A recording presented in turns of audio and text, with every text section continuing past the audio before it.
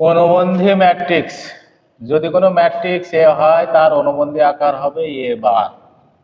আমি এখানে এ সমান একটা ম্যাট্রিক্স নিলাম।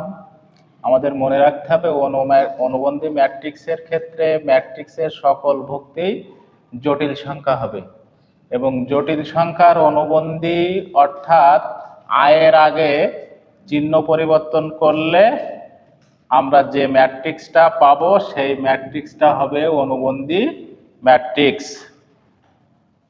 এখানে আয় হলো জটিল সংখ্যা বা কাল্পনিক সংখ্যা। এটা আমরা দ্বিতীয় পত্রে ভালো করে শিখব। আমরা এই অনুযায়ী আমরা যদি মনে রাখতে পারি তাহলে আমরা অনুবন্ধী ম্যাট্রিক্সের সংজ্ঞা তৈরি করতে পারবো। অনুবন্ধী বিম্ব ম্যাট্রিক্স। অনুবন্ধী বিম্ব ম্যাট্রিক্স হলো, প্রথমে আমরা অনুবন্ধী ম্যাট্রিক্সটা তৈরি করে নেব, যেটা আমরা আগে শিখে নিলাম অনুবন্ধী ম্যাট্রিক্স কিভাবে তৈরি করতে হয়।